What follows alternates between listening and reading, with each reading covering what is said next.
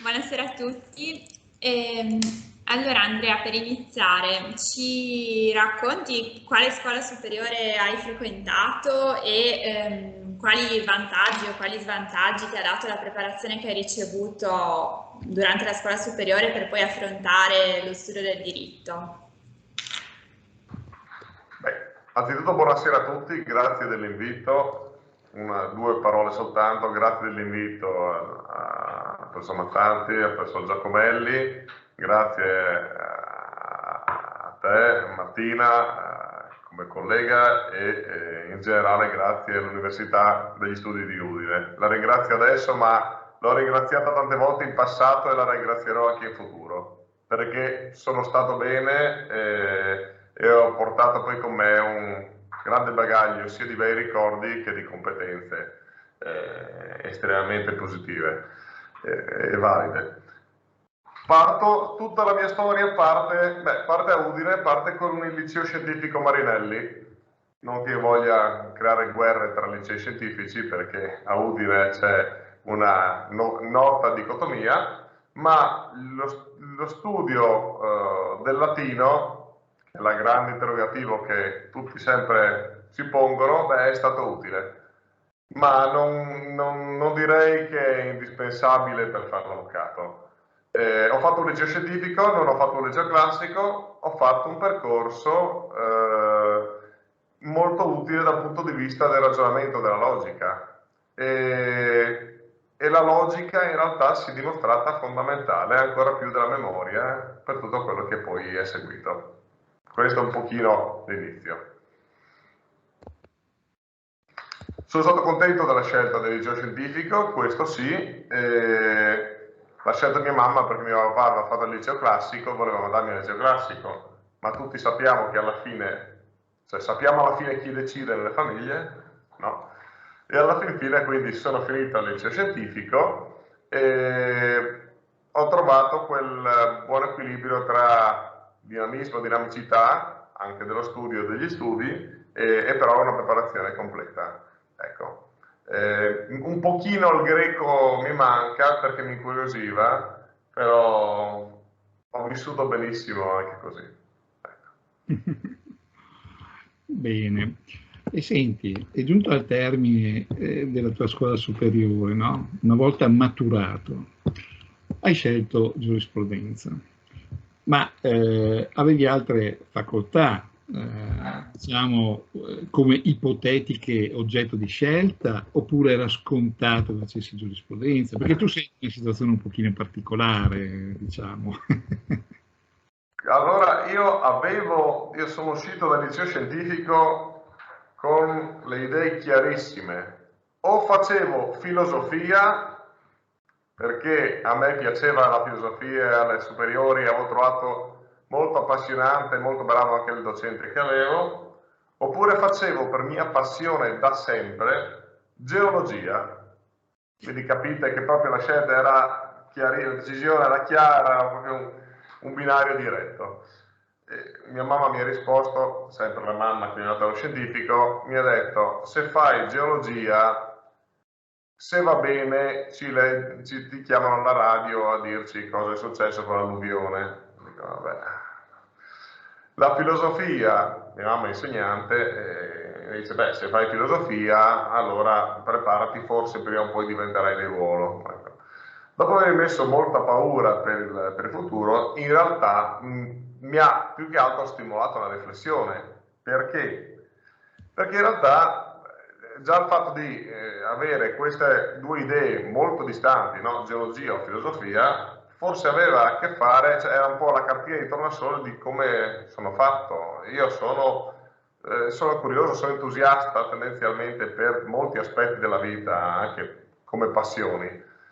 E quando poi ci ho ragionato sopra, mi sono reso conto che la giurisprudenza e la professione di avvocato in realtà poteva essere l'occasione per vedere tante realtà diverse. Io avrei studiato diritto, ma avrei potuto aiutare imprenditori, professionisti, dipendenti, genitori, figli, conducenti d'auto piuttosto che corriera. Avrei potuto vedere una serie, tanti aspetti della vita, anche della vita degli altri.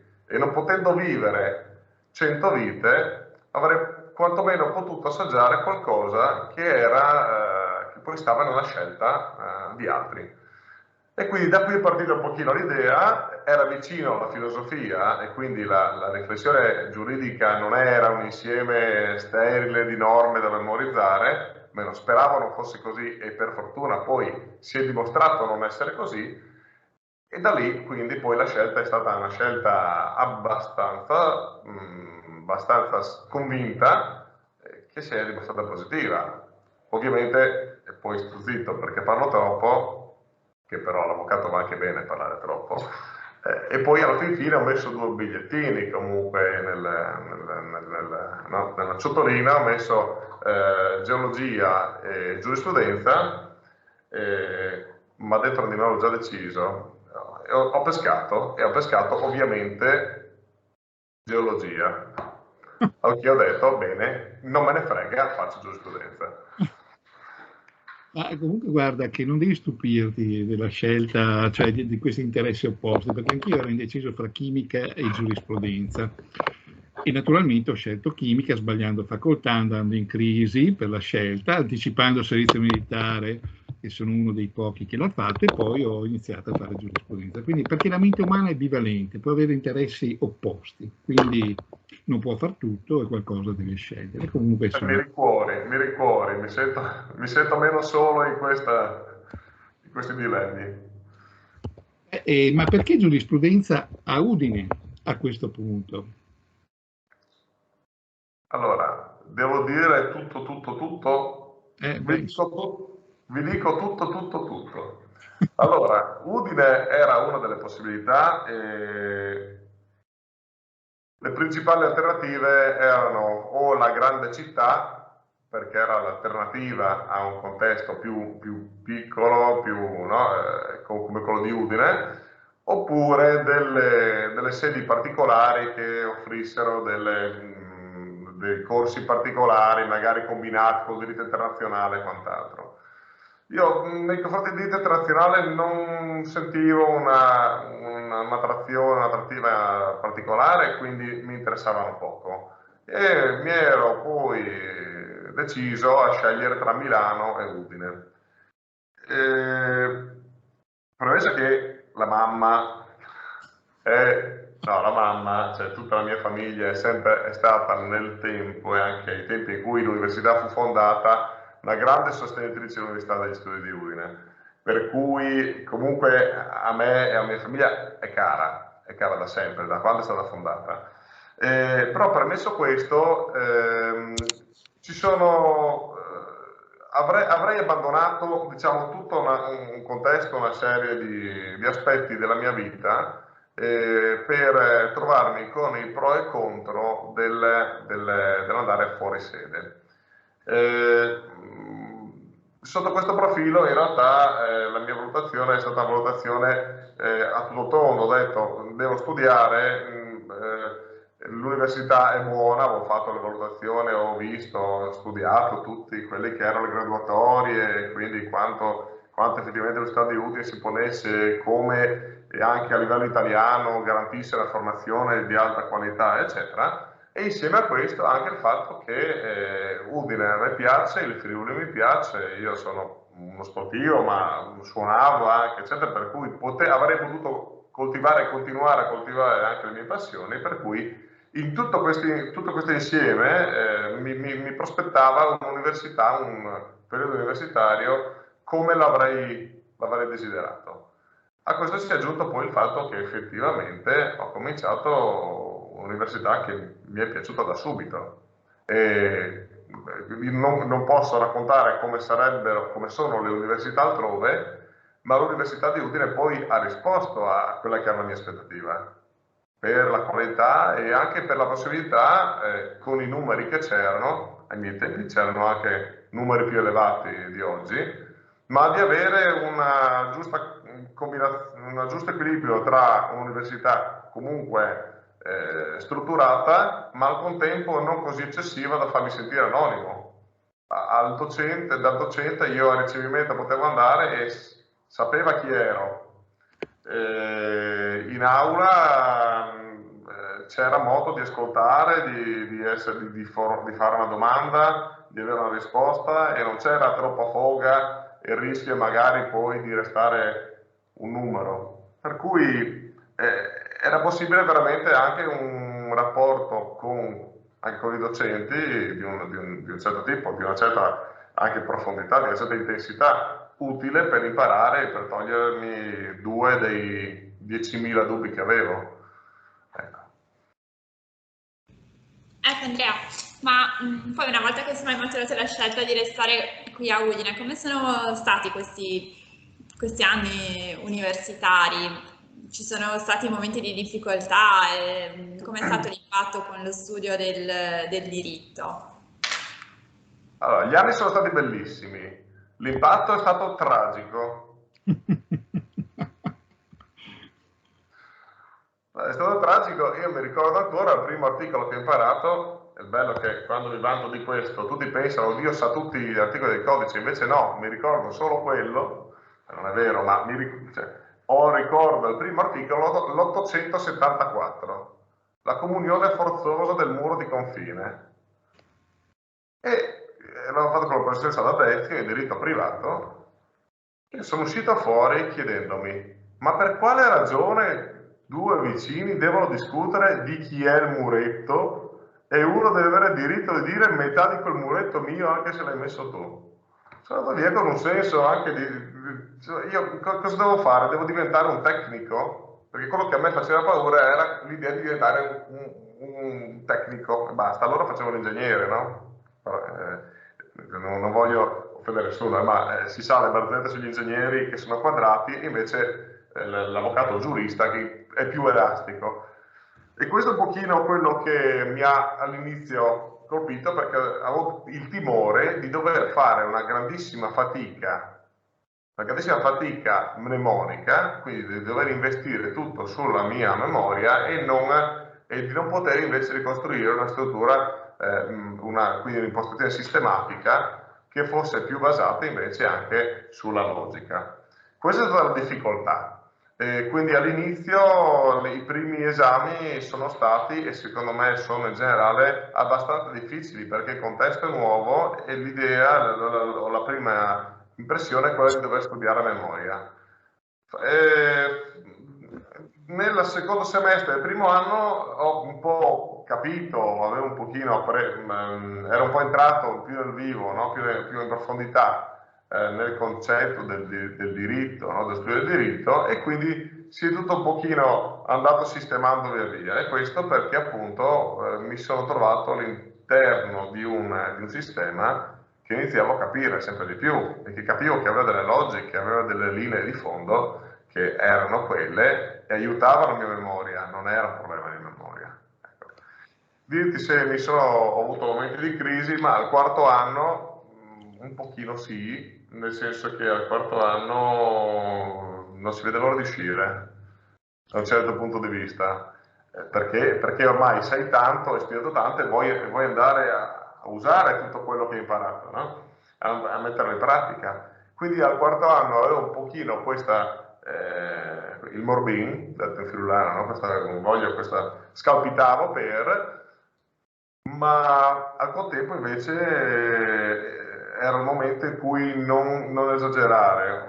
Non sono entrato in difficoltà, ma ho avuto un attimo, un mesetto o 2 di riflessione mie personali per restare, diciamo, fermo a studiare ancora un po' e chiudere al meglio tutto quanto, anziché magari dire ma so già tanto, quindi vado, quindi faccio, quindi affianco già qualcosa. Ecco, secondo me, se si può, quando si studia, bisogna studiare. Se si può, non affiancare lavoretti, distrazioni, eccetera, perché oggettivamente poi ci assumiamo delle responsabilità enormi, e quindi è bene mettere le basi nel modo migliore. Ecco. Dopodiché l'extra sì. Com'è stato quest'extra? Allora, non me lo sono fatto mai. Parallelamente allo studio, Ecco, allora, guarda, qui dirò le parti quelle più politically correct, dai. No, no, no, non dirò di quando ho saltato, cioè, vabbè, lo posso dire. Allora, dovevo fare diritto penale, però volevo andare a vedere a Milano il concerto dei Rolling Stones. A un certo punto era 2 giorni prima e io ho detto, vabbè, io vado a vederlo lo stesso. E sono andato al concerto dei Rolling Stones. Poi la fortuna ha voluto che ai tempi per Zanotti comunicasse che aveva deciso di spostare di una settimana l'esame. Quindi poi la fortuna aiuta gli audaci. Allora, non mi sono fatto mancare niente, nel senso che, beh, allora, la festa, le serate universitarie, la festa universitaria l'ho fatta, quindi questo lo garantisco. Ho trovato degli ottimi compagni e amici all'università, ci siamo divertiti. Oltre a questo, io sono appassionato di montagna, di alpinismo in particolare, e durante l'università arrampicavo d'estate, facevo sci alpinismo d'inverno, oltre a questo suonavo un po' con gli amici, suono la chitarra, ho portato avanti tutto, cioè non ho perso niente da prima, quando c'era apparentemente più tempo, al dopo. Ecco, è stato bello ed è stato assolutamente conciliabile, diciamo. Bisogna organizzarsi, questo sì, bisogna organizzarsi perché gli esami hanno questa cadenza. Arrivano nei momenti peggiori, perché quando uno vorrebbe passare il Natale, il giorno dopo l'Epifania all'esame. Quando uno vorrebbe andare al mare, i suoi amici vanno a settimana al mare e lui mercoledì all'esame, a luglio. E quindi bisogna fare i conti con questo. Però come ci sono i momenti, e questo vale direi in una vita in ogni caso, no? E voi ben mi capite perché avete lo stesso percorso. Come ci sono i momenti in cui bisogna tenere duro, stringere i denti, ci sono momenti in cui, i periodi in cui si ha più tempo e ci si può anche divertire di più. Basta organizzarsi bene, secondo me.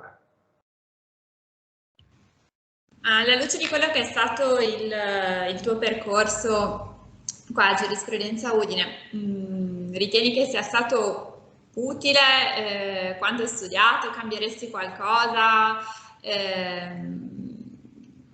Ma allora io ho fatto... Sì. No, io sono stato anche rappresentante degli studenti, tra l'altro, per cui in realtà ho vissuto l'università sotto tanti aspetti e anche lì ho pensato, sono andato in commissione bilancio, sono andato in consiglio di amministrazione dell'università perché mi sono detto, sono laureato cioè sto studiando giurisprudenza, c'entra anche con i miei studi il fatto di cercare di ricoprire dei ruoli, delle cariche che in qualche maniera, no, sono tipicamente quelli di laureati in giurisprudenza, laureati in economia, e quindi per parte studenti io comunque queste cose le ho fatte.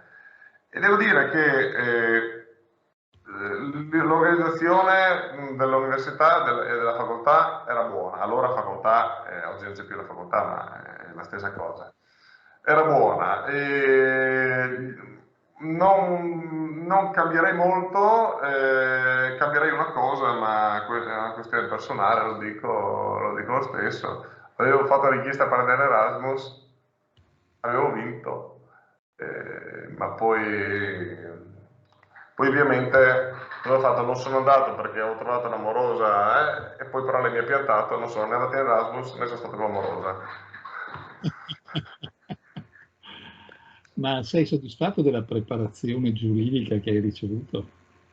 Allora, di quella assolutamente sì, non me ne sono reso conto subito, perché, e questo ditemelo anche voi, dimmi tu Martina se è stato anche per te così, io sono uscito dall'università e ho detto, beh, mi sono laureato, mi sono anche laureato bene, anche come voti e tutto, quindi in teoria dovrei sapere. Sono partito fiero della mia preparazione, e tutti iniziano a dirti, ah, tu che sei avvocato, in realtà mi sono laureato la settimana scorsa, però ti chiamano avvocato, tu che sei avvocato, ho questo problema, ti fanno delle domande e tu non sai rispondere. No? E ti danno delle cose, ti danno un atto da scrivere e tu non sai da dove cominciare. e ti sembra di non sapere niente. Poi ti accorgi, e poi questa è solo una questione, è un normale percorso in realtà, poi ti accorgi, poi un giorno rispondi, ti chiedono ma senti sta cosa e rispondi, senza accorgerti rispondi correttamente in modo esaustivo. Mi sono reso conto che in realtà la preparazione era buona, anzi è buona. Io ho una preparazione, io lo credo, i miei clienti lo credono, sia perché vengono da me, sia perché le cose vanno bene anche a loro con me, voglio dire. Quindi, però devo dire che questo secondo me nasce proprio dal fatto che è tutto collegato, quindi seguire le lezioni il più possibile, esserci il più possibile e approfittare anche di questo rapporto che può esserci con i docenti è fondamentale, perché si struttura in quegli anni lì tutta la preparazione anche futura. Questo. Io sono preparato, mi vengono ai quesiti che vengono posti spesso i primi passaggi sono dei passaggi fatti con la preparazione dell'università e onestamente una lacuna in una o nell'altra materia io non l'ho mai avuta, non mi sono mai trovato a sta roba, questa cosa non l'ho fatta, non so da dove partire. E mi ha dato quindi, oltre alle competenze, anche un metodo per procedere e per approfondire un argomento, anche che io magari so meno. Sono assolutamente soddisfatto, però me ne sono accorto nel tempo, cioè ci vuole fiducia, no? Ecco. Senti, la tua vita post laurea, cioè tu hai continuato un po' il rapporto con l'università. In che termini? Come ha detto Giuseppe prima presentandoti. Allora, qui c'è l'avviso che non posso rispondere. È stata un'esperienza quella post laurea, ma sempre in università, molto positiva anche quella. È un'esperienza particolare, nel senso che è un'esperienza, a mio avviso, interessantissima, che si pone un pochino in una condizione di continuità, no? Senza soluzione di continuità meglio, rispetto a quello che si è studiato. Mi ricordo il professor Antonini, il mio professore del dottorato, che mi disse, beh, hai studiato, ti sei laureato, adesso devi tornare a qualcosa. Mi ha detto. No, adesso devi dare un contributo, e sono i giovani che danno un contributo. E così ho cominciato a scrivere i primi contributi nell'ambito del dottorato, la nota sentenza, l'articolo, e devo dire che è stata un'esperienza anche quella molto molto bella, molto interessante. È molto utile anche poi mi ha cambiato la vita in realtà, e mi ha cambiato l'approccio alle cose, nel senso che purtroppo io faccio le note a qualsiasi cosa, cioè dopo che ho iniziato a scrivere, per chi non lo sa, ma vi capiterà in futuro, i contributi, cioè gli articoli in materia giuridica soprattutto, ma anche medica, insomma, tutti gli articoli di settore importanti hanno una quantità di note che di solito è maggiore del testo. Ecco. A tutto questo, come mi sono abituato durante il dottorato e anche il post-dottorato, tutto questo mi ha un po' cambiato la testa, perché mi ha introdotto il concetto della nota, il concetto dell'aggiunta, il concetto dell'integrazione di una frase o di un'azione. È stato molto interessante, è una strada assolutamente che vale la pena di percorrere e anche di poi seguire e portare avanti. Poi il mio percorso mi portava comunque a dirigere per varie ragioni l'avvocatura, per cui per me la prima strada, la strada principale è l'avvocatura, e seconda è sicuramente quanto più possibile continuare a collaborare con l'università, però poi queste sono questioni, no? Ognuno la sua vita, ognuno la sua realtà. È bella, è interessante, e trovo che sia veramente gratificante. Poi però questo dovresti dircelo tu, Marco, che insegni da tanti anni, dovresti dirci anche quando è avvilente o quando è sfilente, perché io c'era un contributo che non riuscivo a scrivere e a un certo punto mi è venuta l'ispirazione, ma erano le 4 di notte e l'ho scritto durante tutta la notte. Ma è così. Quando ti viene l'idea bisogna prenderla e sfruttare l'occasione, perché la mente lavora sempre, sempre, anche quando non ci si rende conto. Questa è una caratteristica del lavoro intellettuale. Chi sposta cassette, quando ha finito di spostare le cassette dal luogo A al luogo B, ha finito la giornata. Chi fa un lavoro intellettuale si porta il problema a casa, se la porta quando lo tiene con sé, quando guarda la TV, quando va a letto e c'è sempre il tarlo che, che lavora ed è E a così. volte si sveglia di notte. E a volte non dorme la notte per la preoccupazione, ma comunque è il bello. Questo non volevo dirlo perché a volte non si dorme la notte. Però è appassionante, è bello, è Lo vediamo appassionante. dopo, vediamole fare le cose un po' per caso. Ma tu scusa, tu hai dato per scontato di scegliere l'avvocatura oppure ti è venuto il dubbio di fare anche... Perché il problema per chi si laurea è decidere cosa fare dopo. Prima la vita è scandita dagli esami. Il vero problema si pone quando uno si laurea. Cosa faccio dopo? Io per esempio volevo fare tutt'altro, adesso di tu la tua esperienza. No, io non avevo le idee chiare. Allora, avrei voluto fare qualcosa senza un datore di lavoro, questo sì. Per cui avevo valutato l'avvocatura, il notariato e la magistratura. Poi sono stato con un magistrato e ho mantenuto l'avvocatura e il notariato. È Ah, stato... no, le voglio molto bene, la mia ex è bravissima, Carnice è bravissima, però poi siccome era venuto fuori cioè una volta abbiamo fatto un processo praticamente, perché lei era il magistrato, io ero l'avvocato, meno male che non c'era il PM, ma ci bastava lei, cioè, ecco. Battute a parte, ecco, erano tutte carriere che mi interessavano. Il magistrato mi interessava per il senso di giustizia che avevo sostanzialmente, che è secondo me una delle leve più forti che portano a fare giurisprudenza.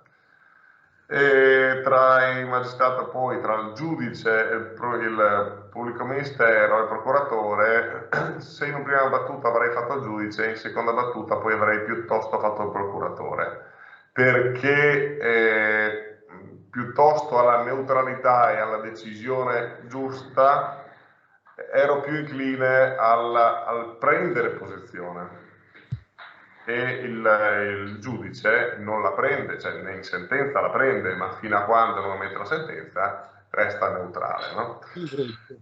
E il notariato, io ho fatto la pratica notarile anche, ma il notariato poi mi sembrava un pochino più, mi sembrava passatemi una versione un pochino più noiosa dell'avvocato, perché era comunque più legato alla redazione di atti. Allora lì lo spunto fantasioso, o meglio, lo spunto competente sta nella scelta dell'atto giusto, dell'atto migliore. Mentre poi la redazione, certi atti sono belli, ma molti atti magari sono abbastanza ripetitivi.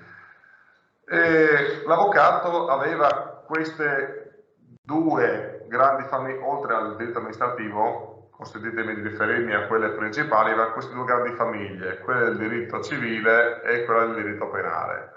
E il diritto penale è chiaro che su di me, come penso su tutti, aveva un ascendente non da poco, no? Questi grandi avvocati nei tribunali con le toghe. E quindi poi mi ha portato in quella direzione, convinto che sia il mio desiderio di giustizia, sia il mio spirito di servizio, sia la mia soddisfazione di fare un lavoro appunto vario e che andasse appunto in contatto con molti aspetti della realtà, fosse quella dell'avvocatura. Resta il fatto che, se devo dire, anche le altre professioni sono molto interessanti, e tante volte io invidio anche i miei colleghi, ex colleghi dell'università, che sono andati, magari hanno scelto la carriera bancaria o quella assicurativa. Lavoriamo tutti, perché difficilmente so di un collega che non abbia poi trovato lavoro con la laurea in giurisprudenza. E loro finiscono anche qualche ora prima di me, e quindi qualche volta li invidio. E loro poi mi dicono invidio te perché il mio capo mi ha rimproverato. Quindi, insomma, pro e contro come in tutte le cose. Ecco, Ma c'era scelta, ce n'era tanta, no? Ma senti, una volta che hai optato per la strada dell'avvocatura, hai dovuto ovviamente affrontare il periodo del praticantato. E qui com'è stata la tua esperienza? Visto che questo periodo molto spesso è quello che spaventa un po' di più i neolaureati, il periodo del praticantato e poi l'esame di Stato. Anche perché adesso tu hai dei praticanti, quindi puoi avere una visione globale della situazione. Cerco di ricordarmi quando lo sono stato io, no? Perché poi si dice sempre uno poi non si ricorda di essere stato studente anche lui o praticante anche lui. No, la pratica è stato un bel periodo, un periodo duro. Forse, se devo dire, il periodo in cui ho avuto più sconforto nella mia vita è stato quello della pratica. Perché quando si è praticanti c'è un numero virtualmente infinito di cose che non si sanno. E quindi ci sono una quantità di volte incalcolabili in cui ci si butta giù di morale perché ma non sapevo neanche questa, ma allora io cosa so? Non so niente. Allora dipende molto dal dominus, quindi dall'avvocato da cui si finisce a fare la pratica. Un buon dominus che ha l'attenzione per noi, se per il praticante, cambia tutta l'esperienza della pratica. Però la pratica è un periodo anche bello, perché è un periodo in cui c'è il problema che sono altri 2 anni, insieme all'esame di avvocato, sono 2 o 3 anni in cui non si guadagna o si ricevono dei rimborsi spese o qualche contributo, ma ancora non si ha un'autonomia economica. Però è anche un periodo in cui non si è responsabili di niente. Il mio praticante scrive un atto, ma lo firmo io. Se lui sbaglia, sono io quello che risponde, non lui. Quindi è un periodo in cui si può ancora sbagliare. Il giorno in cui poi si supera l'esame di avvocato e vi danno in mano la penna, firmate voi e rispondete voi. E non vi dispiacerà di aver fatto secondo me, un anno in più di pratica e di aver avuto un buon dominus, che magari è ancora lì, a cui potete dire guarda che ho paura di sbagliare, di firmare attestato. Quindi questo è un pochino il concentrato di quello che è stato per me la pratica, però molto interessante e mi ha consentito poi di vedere un sacco di situazioni diverse. Ho fatto diritto penale nella pratica e diritto civile, ho un pochino di diritto amministrativo ma poco. Un po' di diritto del lavoro ho fatto, tanto diritto commerciale, anche perché sostanzialmente io mi occupo poi del settore commerciale a cavallo tra il civile e il penale. Ecco, dopo casomai scriviamo. L'esame di avvocato è un esame duro, è vero, è duro, Aspetta un attimo, prima di andare a finire l'esame. No, me l'ha chiesto Martina per quello. No, ma ti faccio io una domanda sulla pratica, che è una domanda un po' particolare, ma può interessare anche. Ritieni che sia giusto concentrarsi sugli esami e non fare la pratica durante l'università, o ritieni che l'università dovrebbe preparare lo studente anche sotto il profilo della pratica? È una domanda politica? No, è una domanda perché molti studenti dicono ma io non ho una visione, non so fare niente, e molti da fuori dicono l'università prepara persone sotto il profilo puramente teorico e non insegnano poi a esercitare l'avvocatura e vorrebbero che lo studente venisse sformato, già sfornato, già formato anche sul profilo della pratica. E ti dico, secondo la tua esperienza, è vero, no? Non è vero? Cos'è? Allora, io, premesso che ho apprezzato il fatto che l'Università di Udine, poi penso anche altri atenei, ma l'Università di Udine abbia introdotto le cliniche e quindi comunque anche delle occasioni dove qualche primo contatto anche in termini pratici con il diritto c'è, e apprezzo e capisco l'opportunità eventualmente della pratica anticipata di 6 mesi, cioè posso capire che abbia un senso. In realtà personalmente sono più per i compartimenti stagni, ma questo perché? Perché vi do l'immagine della mia formazione, dopodiché questo va anche contro di me, per carità, ma io vedo la formazione dell'università come orizzontale, cioè tutte le fondamenta della mia preparazione orizzontale, quindi omogenee su tutto, sono date dall'università. Da quando io sono uscito dall'università non ho più costruito fondamenta, ma ho iniziato con la pratica e poi con il lavoro a costruire grattacieli. Cioè io in una certa materia ho costruito un grattacielo altissimo di competenze, ho costruito l'Empire State Building, su altro io so molto meno, però non inciampo mai in un buco di preparazione, perché all'università io ho fatto teoria, è vero, però ho messo insieme delle basi e delle competenze molto solide. Anticipare la pratica, cioè anticipare l'approccio pratico, significa in realtà decidere prima di aver completato con lo zoccolo duro di preparazione, secondo me, approcciarsi all'una o all'altra applicazione pratica della materia.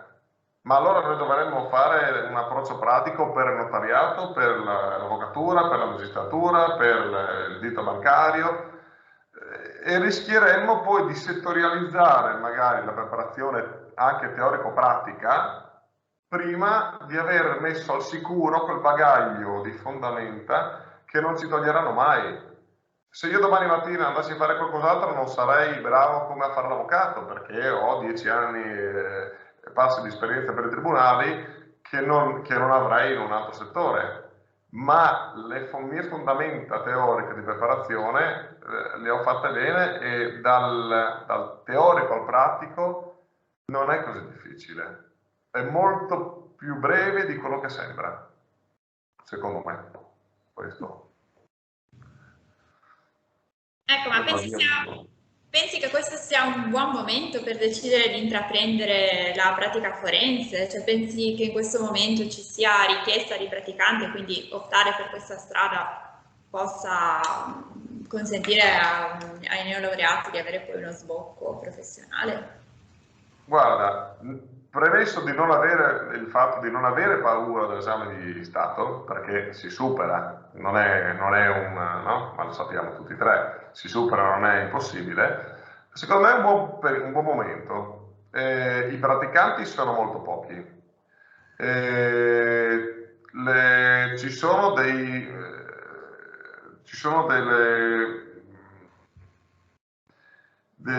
proprio degli atti nell'età degli avvocati, cioè ci sono delle generazioni di avvocati in questo momento operativi, ma ci sono sempre meno avvocati giovani, e però la richiesta c'è, l'esigenza c'è, e le esigenze oltretutto sono cambiate.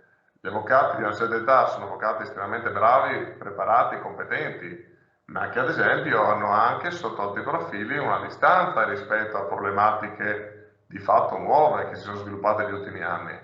Ci sono avvocati bravissimi, appassionatissimi di diritto dell'informatica, ma intuitivamente un neoavvocato potrebbe avere anche più più competenze o più possibilità di approcciarsi. In più noi viviamo in un periodo storico, ad esempio, in cui ci sono purtroppo tanti fallimenti. Io ho curato più fallimenti di avvocati che oggi hanno 60 anni. Perché? Perché anche loro mi hanno detto, guarda, i fallimenti li abbiamo fatti soprattutto negli ultimi 15 anni, perché 30 anni fa i fallimenti erano pochi, erano marginali. Quindi in questo momento c'è richiesta, i praticanti sono pochissimi, e questo consente in realtà qualche volta anche al praticante di poter scegliere l'avvocato, il suo dominus anziché viceversa. E ci sono secondo me prospettive per una idea di professione anche nuova, in evoluzione, e quindi di delle proposte che poi chi vorrà intraprendere questa strada potrà fare con grandi soddisfazioni professionali e anche economiche. Quindi io lo consiglierei, assolutamente sì. Bene. Senti, siamo arrivati all'avvocato. Chi è l'avvocato? E qui puoi parlare a briglia sciolta. Però lo dite anche voi dopo se siete d'accordo con me o no. Per me, però lo dico, ne abbiamo parlato tante volte, l'ho detto anche l'altro giorno, lo dico anche qui, la famosa battuta, l'avvocato è l'unico, oltre alla mamma, che ti difende anche quando non ti crede. Allora, è una battuta, però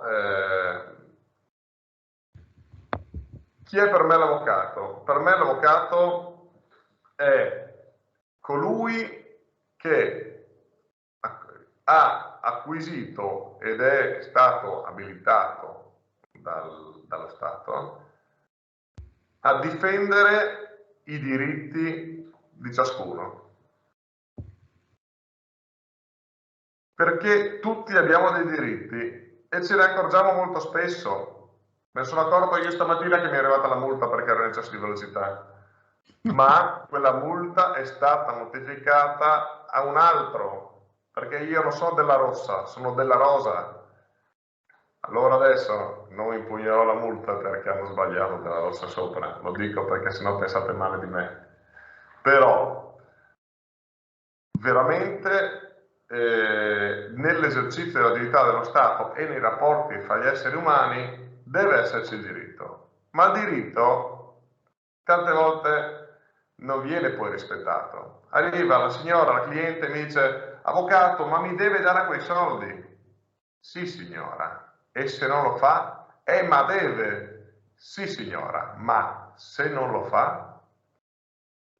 E l'unico rimedio, l'unico vero rimedio dalla nostra parte, cioè da parte di ciascuno, a cui si deve dire tutto, oltre che al medico, è l'avvocato, perché l'avvocato è colui, l'unico in grado di capire, curare le nostre esigenze, tirarci anche le orecchie quando sbagliamo, ma poi avere gli strumenti e aiutarci e stare sempre dalla nostra parte per risolvere i nostri problemi.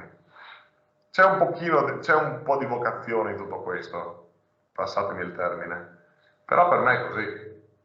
Tant'è che tu mi hai chiesto, Marco, chi è l'avvocato, non come si fa l'avvocato. Certo.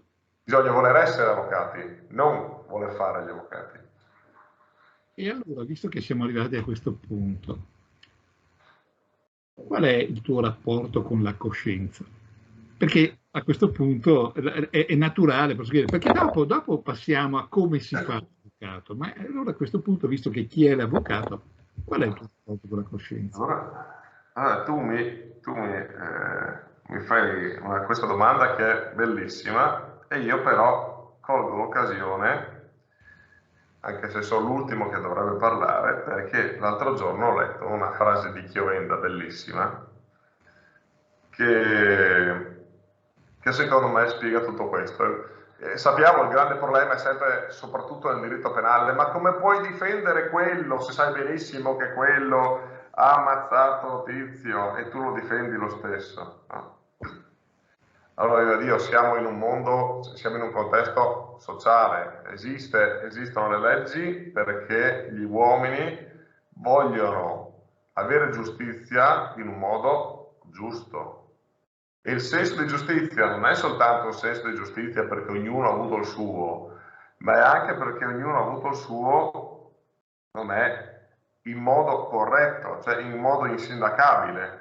Tu hai fatto, io ti ho anche punito, ma ti ho punito correttamente e allo stesso modo di come punisco un altro, quindi trattandoti in modo uguale.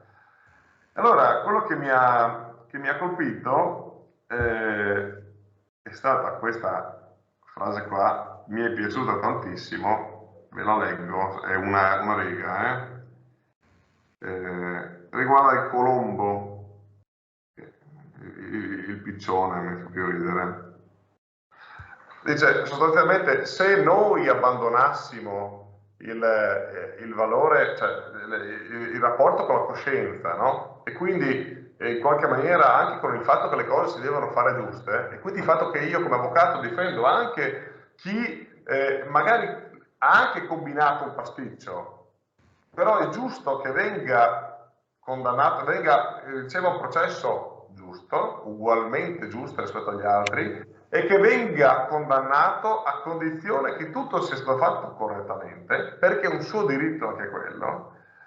Bellissimo, perché diceva chiaramente, ma altrimenti avrebbe ragione il colombo di lamentarsi dell'aria che gli rallenta il suo volo, no? Senza accorgersi che però ve la stringo, senza accorgersi che appunto però è quell'aria che gli permette di volare. Sono le regole che ci consentono di condannare una persona perché ha combinato una cosa grave, ma dobbiamo condannarla con quelle regole. Quelle regole ci complicano la vita? Sì, ma noi andremo a dormire sereni se una persona sarà stata messa in carcere facendo tutto correttamente. E non andremo a dormire sereni, io non andrei a dormire sereno con la mia coscienza, visto che la domanda era quella, non andrei a dormire sereno con la mia coscienza se non sapessi che quella persona magari è in carcere, ma io ho fatto tutto quello che potevo, non con i sotterfugi, secondo la legge, ho fatto tutto quello che potevo perché il suo destino, perché poi quella persona può aver fatto quello che volete, ma in carcere ci sta 20 anni e quindi perde 20 anni della sua vita. Io ho fatto tutto il possibile perché se gli dovevano proprio essere dati 20 anni, quantomeno gli sono stati dati nel modo più giusto, corretto, rispettoso di tutti i suoi diritti possibile. E da questo punto di vista io con la mia coscienza dormo bene, perché faccio questo, non lascio fuori un omicida, ma quando quell'omicida verrà messo in carcere avrà avuto tutto il percorso che l'ha portato purtroppo a 20 anni di reclusione nel modo corretto, giusto, civile, che è stato impostato e che tutti vogliamo perché fa dormire tutti più sereni, altrimenti riempiamo i giornali, i quotidiani, le opinioni. Sono totalmente d'accordo con te ed è proprio la possibilità che ha ciascuno di difendersi utilizzando tutti gli strumenti giuridici che l'ordinamento gli mette a disposizione, che è garanzia della giustizia e della sentenza. Perché se al termine di 3 gradi di procedimento ipotetici alla fine uno viene condannato, la possibilità che lui ha avuto di difendersi è garanzia di giustizia della sentenza. E ricordiamoci tutti che quelli che dicono ah, come fai a difendere uno che è un assassino? Lo dice, è frutto del suo pregiudizio, perché lui ha già deciso che lui è assassino prima ancora che avvenga la sentenza. Solamente al termine della sentenza si potrà dire se uno è veramente assassino. E gli errori giudiziari ce ne sono continuamente e anche chi confessa può farlo per coprire il vero colpevole, come ci sono stati anche in casi relativamente recenti. Ma non questo funziona anche nel diritto civile. Ricordo, Marco, che tu ci raccontavi a lezione di quando dopo un processo sanguinoso di anni e anni ci fu un bel rigetto in rito di questa causa, non mi ricordo cosa fosse, e pur avendo ragione la controparte si era talmente stufata e in quegli anni ti ha lasciato perdere. Sì. L'avevi raccontato tu e hai detto guarda, avevamo torto, Marcio. No, ma nel campo civile le cose sono meno drammatiche. Ma... Però anche lì è corretto, perché ci sono delle prove e delle prove devono essere acquisite in modo corretto. No. Ci sono delle regole processuali, sono fondamentali. Ma nel campo civile uno deve preoccuparsi di difendere la posizione del cliente e c'è un meccanismo che si basa sul contraddittorio per cui ognuno recita la sua parte ed è il giudice che poi deve valutare. Ma chi, tanto per dire, cioè, non deve avere uno scrupolo di coscienza uno perché dice solo le cose favorevoli al proprio cliente, perché spetta alla controparte dire le cose favorevoli alla controparte, spetta all'avvocato di controparte ed è un meccanismo questo che è sperimentato da un'esperienza ormai millenaria. È il modo migliore per far emergere la verità, per quanto si possa parlare di verità nel processo, ma è il modo migliore per arrivare a una sentenza giusta, quindi l'avvocato non deve porsi questo tipo di problemi. Io me li ponevo da studente, non volevo fare il giudice, ma non avevo la maturità per capire che alla fine anche il giudice fa il suo lavoro, dice, beh, sulla base di ciò che mi avete detto e di ciò che avete provato, io decido sulla base di questo, non pretendo di dire la verità con la V maiuscola, ma faccio quello che posso nei limiti di quello che posso. Quindi uno deve accettare anche i limiti di questo meccanismo, che però, ripeto, è il migliore per far emergere i fatti davanti al giudice. Non vorrei adesso averti tolto, cioè aver fatto un po' di cose, ma visto che si parlava prima del fatto che siamo tutti avvocati, non so cosa pensa Martina, se è d'accordo o non è d'accordo. Ah, sì, sono assolutamente d'accordo. Adesso potremmo passare a un altro aspetto. Come si fa l'avvocato? Perché ci sono un sacco di rapporti che devono essere curati. E quindi capacità, e se si vuole quali sono le capacità, le qualità per fare l'avvocato. Insomma, di tu? Beh, anzitutto l'avvocato, secondo me, si fa secondo ciò che si è e secondo come si è fatti. Questo per me è importante. Cioè, l'avvocato comunque consente una certa libertà, la libertà di proporsi, la libertà di dare un'immagine al cliente, perché l'avvocato si sceglie e secondo me va scelto abbastanza, cioè condividendo da parte del cliente, condividendo il modo, l'approccio, il modo di pensare che il suo avvocato ha. Detto questo, l'avvocato deve anzitutto si interfaccia da un lato con il cliente, dall'altro con i magistrati e da un terzo lato con i colleghi, con gli altri avvocati. In questo contesto l'avvocato tendenzialmente deve avere un certo approccio, no?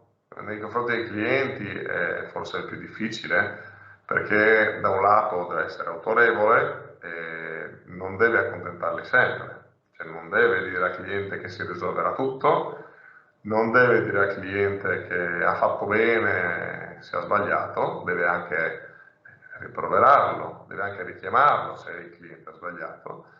Al contempo però deve essere comprensivo, perché ciò con cui ha a che fare l'avvocato non è un pacco di carte, non è il plico, ma è il contenuto della vita di quella persona che è nel plico, che è l'affidamento di un figlio minore, che è il fallimento di una società in cui una persona ha dedicato tutta la sua vita, che è la morte di un parente caro, che è il carcere per 10 anni del partner, per cui la posta in gioco è molto delicata, quindi bisogna contemperare molti aspetti. Il rapporto con il cliente è il più difficile.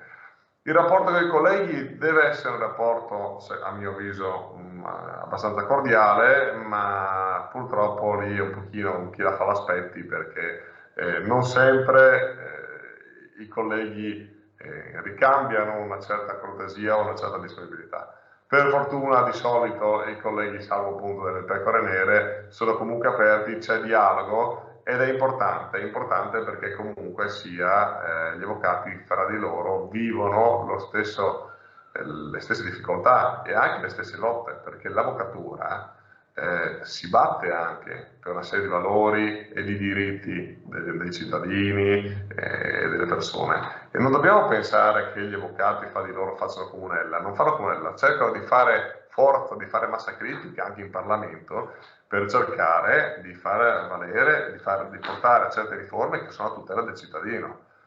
Quindi è importante anche la funzione degli avvocati nella loro unione quando si presentano e quindi si pongono appunto come centro di interessi interlocutore anche in sede di emanazione delle leggi. Poi c'è il rapporto con i magistrati. Il rapporto con i magistrati secondo me ha come passaggio chiave il fatto che di ricordarsi, cosa che raramente facciamo a tutti, che prima siamo degli esseri umani. Allora anche il magistrato, anche il giudice può non aver digerito la notte scorsa, anche al giudice arrivano le multe per eccesso di velocità, anche al procuratore ne succedono 1001 e ha bucato ieri sera e stamattina ha perso il treno, per cui serve avere, a mio avviso, l'attenzione ma anche la fermezza del partire dal rapporto, cioè da questo ricordo, da questa consapevolezza che si ha a che fare con degli esseri umani, che possono anche sbagliare, oltretutto. Tutti, io e i magistrati, tutti possiamo sbagliare, noi avvocati, no, noi tutti. No. Dall'altro lato il fatto che ci sono dei ruoli, e questi ruoli vanno esercitati e difesi. Per cui il giudice non me ne vorrà se io mi incavo in una ringa, alzo la voce e dico che non è ammissibile che una persona venga mandata in carcere senza una prova. Perché io sono il suo avvocato, lo devo fare. E non ho paura domani mattina di essere mal visto o mal giudicato perché ho difeso il mio cliente. Se ho paura di questo, non devo fare l'avvocato. Al contempo il magistrato però, che mi rimprovera, mi tira le orecchie dicendo avvocato, come può permettersi di pensare che questo cliente non abbia commesso quel fatto? È evidente, anche se manca quella prova ce ne sono altre 10 concordanti. Non ce l'ha con me, fa la sua parte, ha il suo ruolo e io faccio il mio. E questo secondo me è fondamentale, perché questo garantisce, ricordarsi che prima ci sono esseri umani alla base e poi ci sono i ruoli, garantisce di poterli esercitare correttamente, di non aver paura di essere avvocati. No? Ecco. In tutto questo cosa serve per fare gli avvocati? Diligenza, ne parlavi l'altro giorno tu Marco, è vero, diligenza. Non posso avere un'udienza senza aver letto e riletto il capo di imputazione, perché quel capo di imputazione, parlo sempre del penale ma è civile uguale, quel capo di imputazione o le conclusioni o le istanze istruttorie dice delle singole parole, fine. Ci è arrivato, avevamo un capo di imputazione, la guida in stato di ebbrezza, bene, la guida in stato di ebbrezza sì, ma l'ultima riga diceva commessa in un posto a una certa ora con una macchina con una certa targa. Peccato che il signore non era né in quel posto né a quell'ora, era con un camion e non con una macchina. Quindi, ed era l'ultima riga, erano 5 parole dell'ultima riga, per cui bisogna essere meticolosi e così a scrivere gli atti, così a prendersi gli appunti. Quindi la diligenza prima di tutto. Poi bisogna farsi coraggio, nel senso, se uno ha paura, la paura è nemica, ma è nemica di tutto nella vita, no? Bisogna studiare sempre, non si smette mai di studiare, bisogna appassionarsi, bisogna farsi anche la propria idea su come sono andate le cose e bisogna poi, senza paura, discutere, fare la ringa, discutere davanti al giudice, insistere nelle proprie istanze, portare avanti le proprie convinzioni e non aver paura quindi in qualche maniera, secondo me, di affermare se stessi, di descrivere, di presentare, di esibire se stessi nel proprio lavoro. Perché se uno è venuto da me perché dice, bene, questo avvocato probabilmente riuscirà a raccontare un pochino come sono fatto io, quello che voglio io, quali sono i miei valori, i miei principi e le mie difese, con l'aggiunta del fatto che sa come si fa dal punto di vista tecnico. Così a dire che anche tantissimi di noi possiamo fare gli avvocati, non c'è niente di particolarmente preclusivo, però bisogna, cioè, vale la pena di essere se stessi e di metterci tutti se stessi, tutte le nostre caratteristiche, no? Ecco, fino adesso abbiamo parlato del chi è l'avvocato, con chi deve rapportarsi, quali qualità deve avere. Ma diciamo, la professione di avvocato implica anche delle responsabilità. E piuttosto pesanti. Ci vuoi dire qualcosa su questo profilo? Tu Martina chiedi queste cose a me, però, perché oggi l'osservato speciale sono io, però dentro di te ti rispondi anche tu a queste domande, no? Perché, ecco, sì, l'avvocato ha responsabilità importanti. Allora l'avvocato è quello che costa tanto, eccetera, eccetera. Posso dirvi che certe volte restituire indietro il doppio, pur di non avere la responsabilità di certe situazioni, perché veramente l'avvocato è responsabile del carcere di una persona, è responsabile della vita delle persone. Cioè, quando io... dei beni che sono indispensabili per vivere, perché non c'è solo la prospettiva penalistica, c'è anche la prospettiva... Marco, il mio testimone di nozze è un medico, no? E mi fa, tanto prima o poi avrai bisogno di me. Gli faccio, sta buono che io prima ti rovino la vita, se voglio. Allora, è questo il problema. Cioè, all'avvocato vengono dati in mano dei valori enormi, che non sono solo la libertà, che è appunto l'esempio classico del diritto penale, ma sono l'azienda, quindi tutto quello che è l'attività con cui vive non solo l'imprenditore, tutti i dipendenti, la famiglia dei dipendenti, le famiglie dei dipendenti, i fornitori, i terzi fornitori. Ci sono degli errori che si pagano carissimi, ma anche se l'avvocato poi magari non li paga direttamente perché o fa un pasticcio gigantesco, oppure non è colpa sua, cioè non è che l'avvocato perde perché ha sbagliato, l'avvocato perde perché era giusto che andasse così, o perché ha sbagliato, o per mille altre ragioni. Però le responsabilità uno le ha lo stesso e le sente. Ecco, questa è una cosa non da poco, secondo me. Cioè, riuscire a reggere, saper reggere, far pace con le responsabilità, perché quelle ci sono e ce le si assume. Però se posso dire, secondo me assumersi responsabilità è una bella cosa. Cioè, si cresce assumendosi le responsabilità. Sacrosanto. Infatti non esiste soddisfazione senza difficoltà, senza responsabilità, non esiste crescita. È una grandissima soddisfazione vincere certe cause, riuscire a far prevalere una tesi, immedesimarsi, che non si dovrebbe, ma a volte succede, immedesimarsi con la posizione del cliente e riuscire a prevalere. È una grandissima soddisfazione, da grande autostima, e quindi diciamo che tanta è la responsabilità e la difficoltà, tanta è la gioia e la soddisfazione. Ecco. Sì, assolutamente, assolutamente. Quindi un po' così. Ma quindi, visto diciamo, i pro e i contro dell'avvocatura, che consiglio daresti ai neolaureati che volessero intraprendere questo percorso? Cioè, perché scegliere la professione di avvocato? Tu lo faresti? Cioè, tu sei avvocato, tu lo faresti l'avvocato? Io sì. Perdona se ti faccio la domanda. Sei contento di fare l'avvocato? Sì, avevo valutato come te altre opzioni, tra cui quella della magistratura, ma dopo l'esperienza del tirocinio, per quanto diciamo positiva, per quanto bello, ho capito che non era il tipo di lavoro che faceva per me, era un lavoro più solitario. Ricordo che ti incontravo dall'altra parte seria, perché giustamente come giudice non devi far trapelare la tua opinione sulla causa. No, allora, io pro e contro. L'avvocato è una professione nobile, che ne pensi qualcuno che al bar dice male degli avvocati, degli assicuratori, delle banche, dei becchini, dei politici, eccetera, eccetera.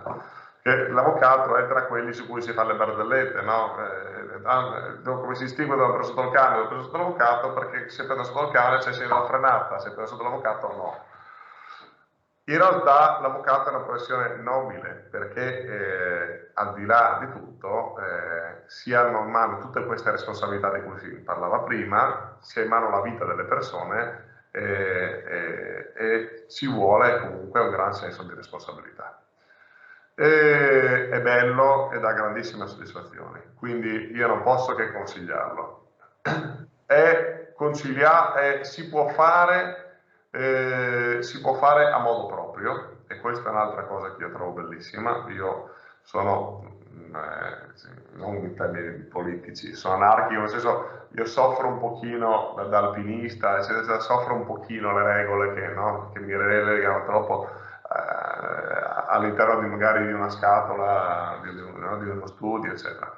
Però si può farlo nel modo che si ritiene migliore, si può farlo portando avanti i valori in cui si crede, e quindi da questo punto di vista lo definisco assolutamente positivo.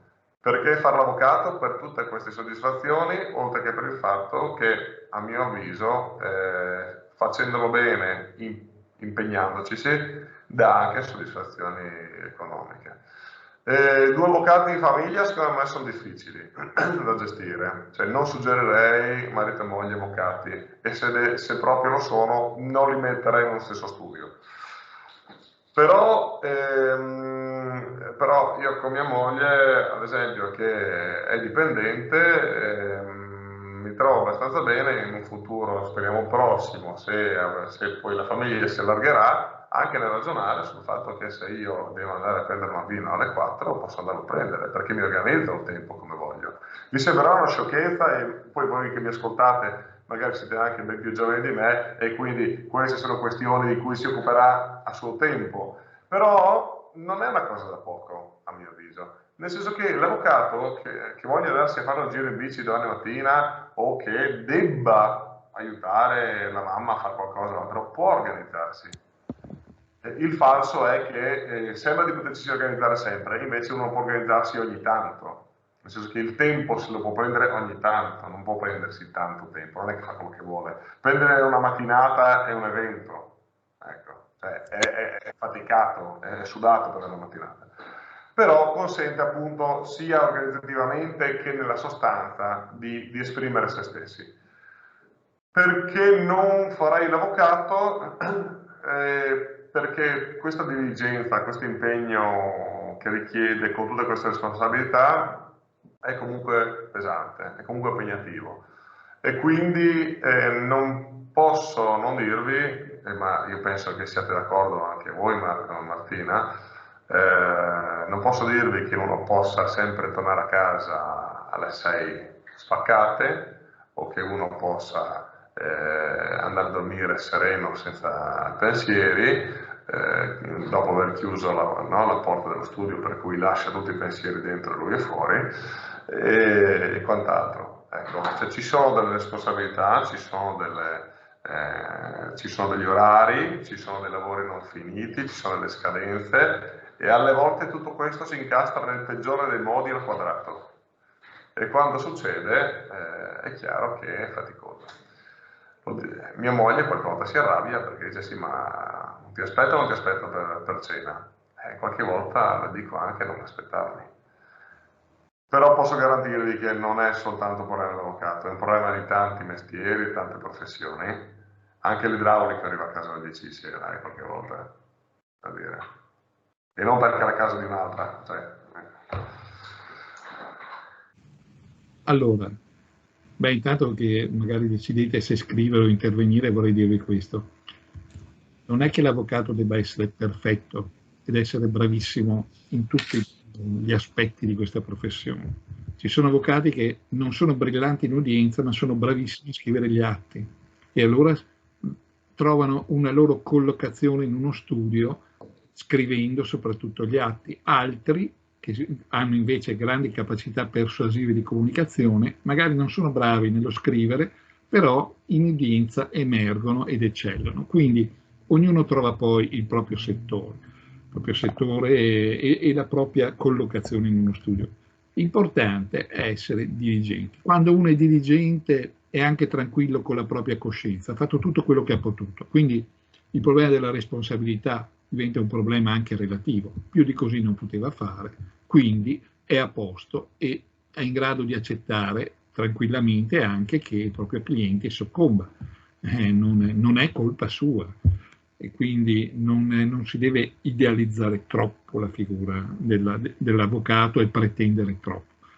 Ecco, questa è l'ultima cosa che volevo dire su questo tema. Ecco. Prima di chiudere, riappaio io, che ci sono sempre stato peraltro, e ringrazio molto Marco, Martina e Andrea Della Rosa per questo dialogo davvero interessante e anche su questioni davvero molto profonde, per esempio quelle che concernono la coscienza. Siamo andati molto avanti nel tempo e quindi forse anche per questo non ci sono domande. Io ringrazio di nuovo chi ha partecipato, l'avvocato Andrea Della Rosa, il professor Marco Giacomelli e la dottoressa Martina Della Bianca. Ringrazio la dottoressa Claudia Carchio e la dottoressa Lina Zaria che collaborano con me nell'organizzazione di questi eventi. Grazie ancora e a questo punto all'anno accademico prossimo con questi incontri. Grazie a tutti voi. Grazie. Arrivederci. Arrivederci. Grazie. Arrivederci.